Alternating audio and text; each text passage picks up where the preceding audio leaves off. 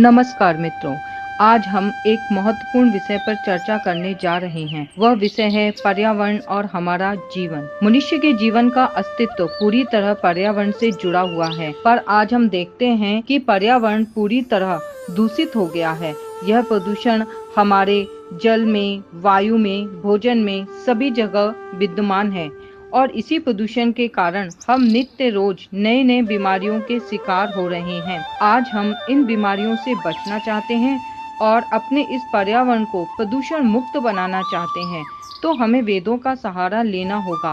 वेदों में बताए हुए नियम का पालन करना होगा। इसलिए आज मैं आपको वेदों में बताए हुए इस नियम के बारे में बताऊंगी, जिससे हम इस पर्यावरण को बचा सकते हैं और अपने जीवन को भी बचा सकते हैं। वेदों का बताया हुआ यह नियम है नित्य अग्निहोत्र। अग्निहोत्र हमारे पर्यावरण को कैसे बचा सकता है, इसके लिए वीडियो को आप लास्ट तक जरूर देखें। अग्निहोत्र वेदों में बताया नियम है जो कि सृष्टि की रचना के साथ इस दुनिया में आया, लेकिन यह विलुप्त हो गया। हजारों वर्ष के बाद महान भाव श्रीमान माधव जी पोद्दार साहब ने वेदों की यह कृति जो विलुप्त हो गई थी उसे पुनर्जीवित किया 22 फरवरी 1963 को। पोद्दार साहब ने अग्निहोत्र पुनर्जीवन का कार्य मानव मात्र के कल्याण के लिए किया। इसलिए आज पूरी दुनिया में लाखों लोग अग्निहोत्र करते हैं। अब हमें यह जानना जरूरी है कि अग्निहोत्र क्या है, कैसे किया जाता है। तो मैं आपको बता दूं कि अग्निहोत्र एक वैदिक हवन है। यह नित्य सूर्योदय सूर्यास्त पर हमें अपने घर में करना होता है। यह कैसे किया जाता है, इसकी विधि अब हम आपको बताएंगे।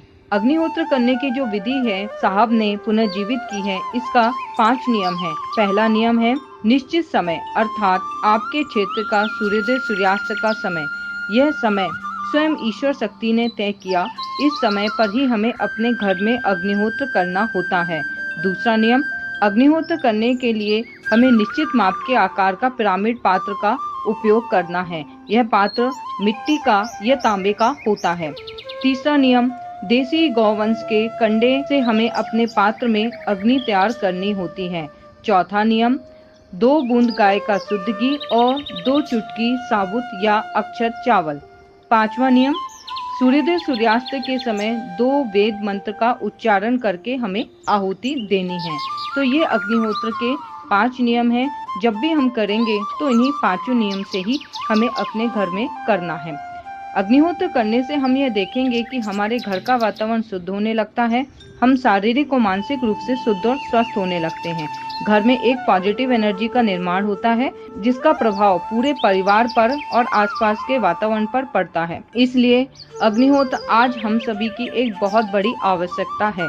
जो व्यक्ति अग्निहोत्र करना चाहता है, उस अग्निहोत्र के बारे में संपूर्ण जानकारी लेना चाहता है, अग्निहोत्र की प्रेरणा संस्था माधव आश्रम बैरागढ़ भोपाल, जो कि विश्व का केंद्र कार्यालय है, वहां से संपर्क कर सकता है।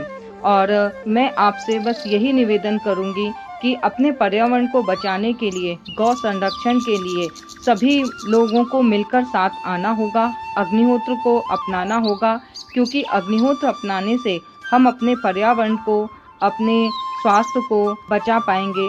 धन्यवाद।